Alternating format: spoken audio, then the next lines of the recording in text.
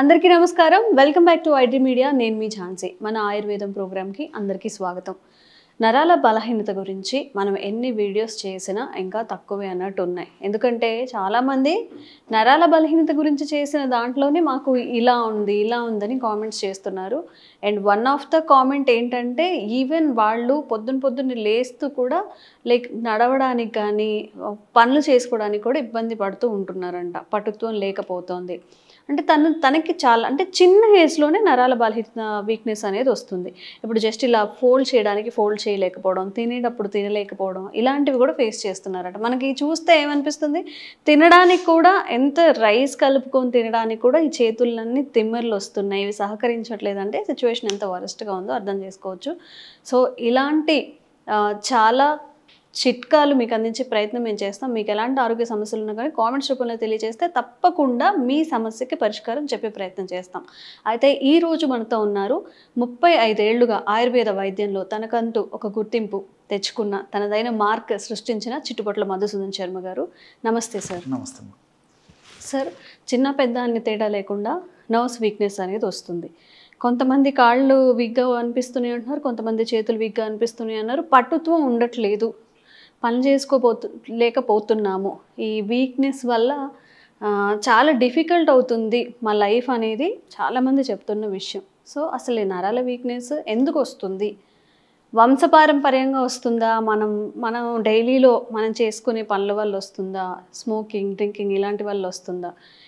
ఇవి స్టాప్ చేస్తే మీకు మంచిగా ఉంటుంది అని చేసేవి ఏవైనా ఉన్నాయా? ఈరోజు మాకు చెప్పండి. ఓకేమా. ఈ నరాల బలహీనతమా పోషకాహార లోపం వల్ల కొంతమందికి వస్తుంటుంది, కొంతమందికి వ్యాధుల వల్లమ్మా. ఉదాహరణకి షుగర్ ఇలాంటి వ్యాధులు ఉన్నప్పుడు కూడా నరాల బలహీనత కలుగుతుంటుంది. హార్మోనల్ ఇంబ్యాలెన్సెస్ వల్ల నరాల బలహీనత కలుగుతుంటుంది. అదేవిధంగా ఈ కొన్ని రకాలు ఉంటాయి ఆధునిక కృత్రిమ రసాయన ఔషధాలు ఆయా వ్యాధులకు వాడేటప్పుడు అందులో సైడ్ ఎఫెక్ట్గా నరాల బలహీనత కలుగుతూ ఉంటుంది. అట్లే మానసిక ఒత్తిడి ఎక్కువగా ఉన్నటువంటి వాళ్ళలో కూడా నరాల బలహీనత కలుగుతుంటుంది. సో వీళ్ళందరికీ కూడా అంటేమా అంతుబట్టని అంతు చిక్కని నీరసము నిస్త్రణ చాలా ఇబ్బంది పడుతుంటారమ్మా. సో కొన్నిటి కారణం స్పష్టంగా చెప్పగలిగితే కొన్నిటికి అసలు కారణం కూడా చెప్పలేము. నేను చెప్పినట్టు కారణాలు ఏది ఉండకపోవచ్చు, కానీ నరాల బలహీనత చాలా వీక్గా ఫీల్ అయిపోతుంటారు. సిమ్టమ్స్ ఏముంటాయి సార్ అసలు వాళ్ళల్లో? ఎక్కువ సిమ్టమ్స్ ఏముంటాయి? కాళ్ళు చేతులు లాగుతుంటాయి, పిక్కలు లాగుతుంటాయి, ఎప్పుడు నిద్రపోవాలని అనిపిస్తుంటుంది, ఎవరితో అనిపించదు. అదేవిధంగా కొంతమందిలో అయితే విసుగు, కోపము, చికాకు ఇలాంటివి కలుగుతుంటాయి. కొంతమందిలో తృప్తికరంగా ఆకలి కూడా ఉండదు, ఏ పని మీద ఆసక్తి ఉండదు. అట్లే రాత్రిపూట బాగా నిద్రపోయేవాళ్ళు ఉన్నట్టుండి మెలకు వచ్చేసి సడన్గా మళ్ళీ కొద్దిసేపు నిద్ర పట్టకపోవడం ఇలాంటి లక్షణాలు జరుగుతుంటాయి. తర్వాత కొంతమందికి ఈ నరాల బలహీనత వల్ల వాడంతా ఒళ్ళు నొప్పులమ్మా, ఫైబ్రోమయాలజీ అనేటువంటి పేరుతో కూడా చెప్పుకుంటారు అన్నమాట. ఇట్లా కొంతమందికి నొప్పులు వస్తుంటాయి. కాబట్టి అంతుబట్టని అంతు చిక్కని నీరసం అమ్మా. అది కొంతమందికి ఒక రకమైన లక్షణాలు వస్తుంటాయి అనమాట. అందరికి ఇవే లక్షణాలు రావాలని లేదు. ఇంకొంతమంది ఏంటంటే 4 అడుగులు వేసేసరికి చేత కదమ్మా. కొంతమందికి ఏదైనా చిన్న పట్టుకోవాలన్నా, ఏదైనా బరువు తీసుకోవాలన్నా చేత కాదు. అట్లే ఒక 10 నిమిషాలు ఏదైనా నడవాలన్నా చేత కాదు. సార్, షుగర్ పేషెంట్స్ లో నరాలకి మెయిన్ షుగర్ అటాక్ అనేది ఫస్ట్ చేస్తే నరాల మీద చేస్తుంది అని అంటూ ఉంటారు కదా సార్, అది కరెక్టే, నిజమేనా? కరెక్ట్ అమ్మా. వాళ్ళలో ఎలాంటి సిమ్టమ్స్ ఉంటాయి సార్? వాళ్ళకు ఏం జరుగుతుంటేమా, సర్వసాధారణంగా ఈ షుగర్ వ్యాధిగ్రస్తుల్లో సర్వసాధారణంగా 4 సంవత్సరాలు దాటినటువంటి వాళ్ళలో ఎక్కువ శాతం మందిలో ఈ యొక్క నరాల బలహీనత వీక్నెస్ అనేటువంటి పరిస్థితి ఏర్పడుతుందమ్మా. వీళ్ళకి ఏం జరుగుతుంటేమా, ఈ నర్వస్ అంటుకొని ఒక షీత్ ఉంటుందమ్మా, దాన్ని మైలిన్ షీత్ అంటారు అనమాట. సో ఆ మైలిన్ షీత్ బాగా డ్యామేజ్ అయిపోతుంది షుగర్ వల్ల, ఓవర్ షుగర్ వల్ల. సో ఎప్పుడైతే ఆ మైలిన్ షీత్ బాగా డ్యామేజ్ అయిపోతుందో ఆ యొక్క ప్రభావం చేతనే షుగర్ వ్యాధిగ్రస్తులకి ఈ కాళ్ళు చేతులు తిమ్మిర్లు ఉండడము, మంటలు ఉండడము, మొద్దుబారిపోయినట్టు ఉండడము, ఆహారం ఏమో బాగా తీసుకుంటుంటారు, విపరీతమైన నీరసం ఉంటుందమ్మా. వీళ్ళల్లో కూడా ఇంకోటి ఏం జరుగుతుందంటే, ఈ ఆసక్తితో భాగంగా వాళ్ళ యొక్క దైనందిన దేహ ధర్మాల్లో భాగంగా ఈ కణాలు కూడా యాక్టివేట్గా చైతన్యవంతంగా పనిచేయవమ్మా షుగర్ వాళ్ళలో. ముఖ్యంగా ఈ కణాల్లో మైటోకాండ్రియా అనేటువంటి శక్తినిచ్చేటువంటి ఒక పదార్థం ఉంటుందమ్మా. సో ఆ మైటోకాండ్రియా ఇన్యాక్టివేట్ అంటే డల్గా అయిపోతుంది అనమాట. సో మైటోకాండ్రియా ఎప్పుడైతే డల్గా అయిపోతుందో, అదేవిధంగా మైటోకాండ్రియా ప్రొడక్షన్ ఆ కణాల్లో సరిగ్గా జరగదో, ఆ సందర్భాల్లో కూడా ఎక్కువ శాతం మందిలో షుగర్ వ్యాధి గ్రస్తుల్లో ఇవి జరుగుతుంటాయమ్మా. ఓకే. వాళ్ళకు కూడా ఈ నరాల బలహీనతకు సంబంధించినటువంటి వివిధ రకాల లక్షణాలు వస్తుంటాయమ్మా. సార్ ఒక డౌట్ ఏంటంటే వన్ ఆఫ్ ద కామెంట్ నేను చూశాను, షుగర్ వాళ్ళకి పిల్లలు పుట్టే అవకాశం తక్కువగా ఉంటుందా, వాళ్ళల్లో సెక్షువల్గా కలవాలి అన్న ఇది అనేది తగ్గిపోతూ ఉంటుందా క్రమేపీ అని చెప్పి ఒక కామెంట్ పెట్టారు.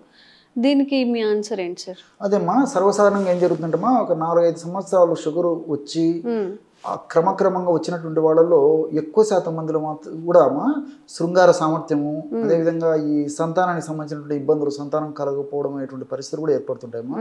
ఎందుకంటే ఈ షుగర్ వ్యాధిగ్రస్తుల్లో ఏం జరుగుతుందమ్మా, ఈ షుగర్ వల్ల రక్తంలో షుగర్ ఎక్కువగా ఉండడం వల్ల రక్తం చిక్కబడుతుందమ్మా. రక్తం చిక్కబడేసరికి రక్త ప్రవాహంలో అవరోధాలు ఏర్పడతాయి. రక్త ప్రవాహం సరిగ్గా జరగకపోయేసరికి జననేంద్రియాలు కూడా రక్త ప్రవాహం సరిగ్గా జరగకపోవడం చేత మరి ఈ యొక్క శృంగారానికి సంబంధించినటువంటి అనేక రకాల సమస్యలు వస్తాయి.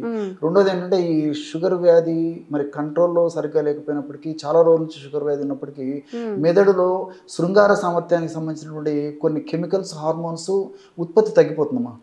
సో ఈ అస్టైల్ కొలిన్ ఇలాంటి పదార్థాలు మెదడులో బాగా ఉత్పత్తి అయినప్పుడే, సెరటోనిన్ ఇలాంటి పదార్థాలు బాగా ఉత్పత్తి అయినప్పుడే ఈ శృంగార సామర్థ్యం కానీ, శృంగారం మీద ఆసక్తి కానీ ఇలాంటివన్నీ కలుగుతుంటాయమ్మా. సో షుగర్ వ్యాధిగ్రస్తుల్లో వాటి యొక్క ఉత్పత్తి తగ్గిపోయేసరికి ఆ శృంగార సామర్థ్యము తగ్గిపోతుంది, అదేవిధంగా శృంగారం మీద ఆసక్తి తగ్గిపోతుంది. దీని యొక్క ప్రభావం చేత మరి ఈ సంతాన రాహిత్యం కూడా కలిగేటువంటి అవకాశం ఉంటుందమ్మా. కాబట్టి ఈ షుగర్ వ్యాధి వచ్చిందంటే అనేక రకాల వ్యవస్థలను, అంటే దేహంలో ఉన్నటువంటి అనేక రకాల సిస్టమ్స్ అన్న డ్యామేజ్ చేస్తుంది.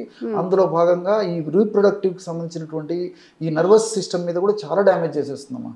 సో కొంతమంది ఏమంటే ఆల్మోస్ట్ కొన్ని సంవత్సరాల నుంచి కూడా షుగర్ వ్యాధి బాగా ముదిరిపోయి కనీసము దేహధర్మాలైనటువంటి ఆ యొక్క ఇవి కూడా ఉండదమ్మా, కోరిక కానీ, తర్వాత వాళ్ళకి శృంగారం మీద ఆసక్తి కానీ ఇలాంటివి కూడా ఉండకపోయేటువంటి పరిస్థితి కూడా ఏర్పడుతుంటుంది. ఓకే, మేబీ సబ్జెక్ట్ డీవియేట్ అయ్యాము, బట్ ఇది కూడా ఇంపార్టెంటే. కాబట్టి ఇప్పుడు భార్యాభర్తలు అన్న తర్వాత పిల్లలు కలగడం అనేది ఒక సామాజిక బాధ్యత.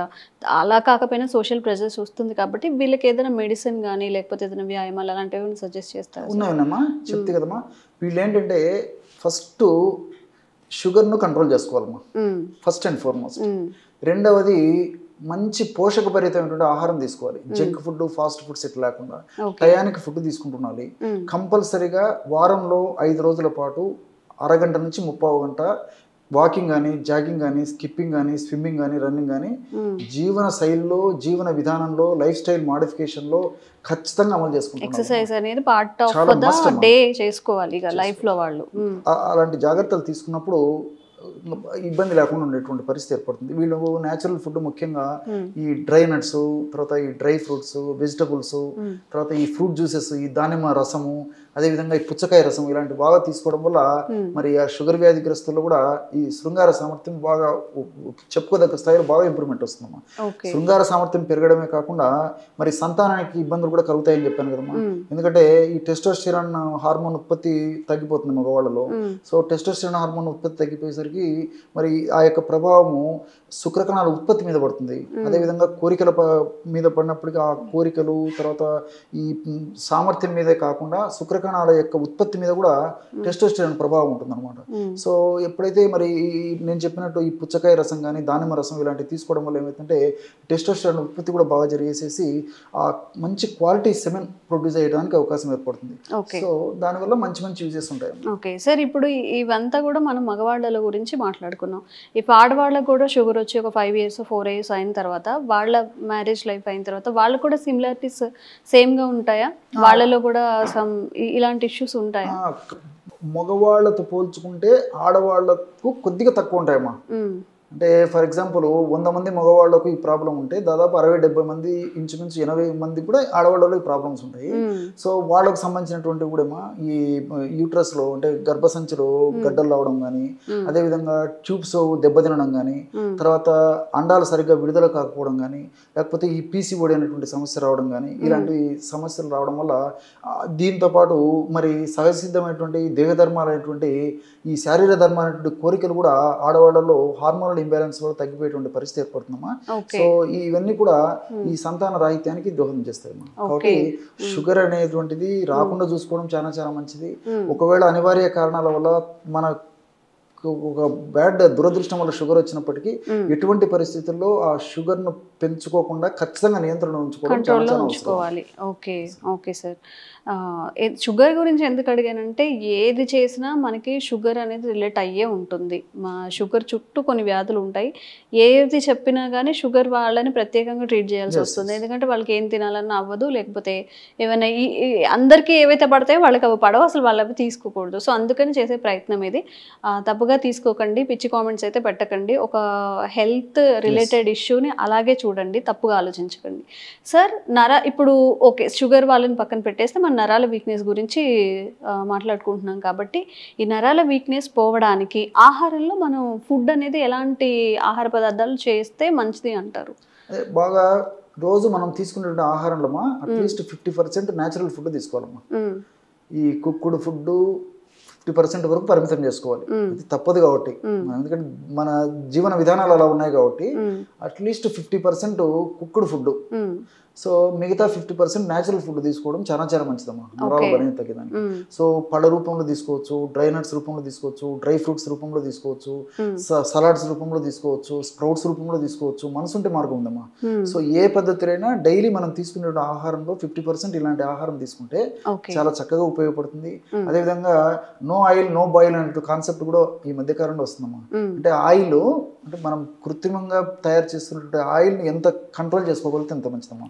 ఆయిల్ ఉన్నటువంటి ఈ నట్స్ తీసుకోవచ్చు, కానీ ఆయిల్ మాత్రం ఎక్కువ వాడడం మంచిది. నో ఆయిల్ నో బాయిల్, వాటికి ఎంత దూరంగా ఉంటే అంత మంచిదమ్మా. ఓకే, ఏమైనా చిట్కాలు ఉన్నాయి సార్ ఇంట్లో కొంచెం మన వీక్నెస్ నరాల వీక్నెస్ ఉన్నప్పుడు ఇంట్లో తయారు చేసుకునే ఏమైనా రెసిపీస్ ఉన్నాయా? ఉన్నాయమ్మా. సో ఆడవాళ్ళకి కానీ మగవాళ్ళకి కానీ, ఇంతకుముందు నేను చెప్పినట్టు శృంగార సమస్యలు ఉన్నటువంటి వాళ్ళకి కానీ, శృంగార సమస్యలు లేనటువంటి వాళ్ళకి కానీ, నర్వ్స్ వీక్నెస్ తో బాధపడే వాళ్ళకి కానీ, ఎవరికైనామా నరాల వీక్నెస్ ఉండి నీరసము, నిస్త్రణ, అంతుబట్టని అంతు చిక్కని ఇలాంటి బాధలు ఏమన్నా ఉంటే అందరికి ఉపయోగపడేటువంటిది మంచి టిప్ చెప్తానమ్మా. ఎందుకంటే మరి లక్షలాది మంది ప్రేక్షకులు కూడా ఉపయోగపడుతుంది. కొన్ని సమస్యలు వాళ్ళు చెప్పుకోలేరు పాపం. సో వీళ్ళకి ఏంటంటేమా అశ్వగంధ చూర్ణం ఒక 100 గ్రాములు తీసుకొని అందులో 10 గ్రాములు దాల్చిన చెక్క చూర్ణము, 10 గ్రాముల లవంగాల చూర్ణం, లవంగాలను కాస్త వేయించాలమ్మా. 10 గ్రాముల లవంగాల చూర్ణము, 5 గ్రాముల ఎలాచి పొడి, లోపల ఎలాచి లోపల నల్ల విత్తనాలు ఉంటాయి కదమ్మా, నల్లగొట్టేసేసి పౌడర్ చేసేసి ఒక 5 గ్రామ్స్, యాలకులలో ఉండే విత్తనాలు పౌడర్ చేసి ఒక 5 గ్రామ్స్ అంతా కలిపేసేసమ్మా ఒక గాసీసారి నిల్వ ఉంచుకొని రోజు నైట్ రాత్రి పడుకునేటప్పుడమ్మా. సో ఆడవాళ్ళైనా మగవాళ్ళైనా అందరూ వాడుకోవచ్చు, ప్రాబ్లం ఏం లేదు. జనరల్గా రోజు ఒక్కసారి ఒక కప్ ఆఫ్ మిల్క్, ఒక 100 ml 150 ml మిల్క్ తీసుకొని ఒక పావు టీ స్పూన్ నుంచి ½ టీ స్పూన్ మిల్క్లో కలుపుకొని తీసుకుంటుంటే సరిపోతుంది. ఓకే. సో వాళ్ళకు ఏ వయస్సు వాళ్ళకైనా, అంటే వయస్సు అంటే 15-20 సంవత్సరాలు దాటినటువంటి అందరికీ ఈ స్త్రీ పురుష తారతమ్యం లేకుండా అందరూ వాడుకోదగ్గ దివ్యమైనటువంటి ఔషధం ఇప్పుడు నేను చెప్పినటువంటి ఔషధం. ఓకే. సో ఇలా వాడుకుంటే ఎన్నిసార్లు వాడాలి సార్, అండ్ అది ఎలా తీసుకోవాలి? రోజు నైట్ అమ్మా, నైట్ పడుకునేటప్పుడు ఒక కప్ ఆఫ్ మిల్క్ అమ్మా, ఒక కప్పు మిల్క్లో ఒక పావు టీ స్పూన్ నుంచి ½ టీ స్పూన్ అందులో కలిపేసి రోజు తీసుకోవడం. ఓకే.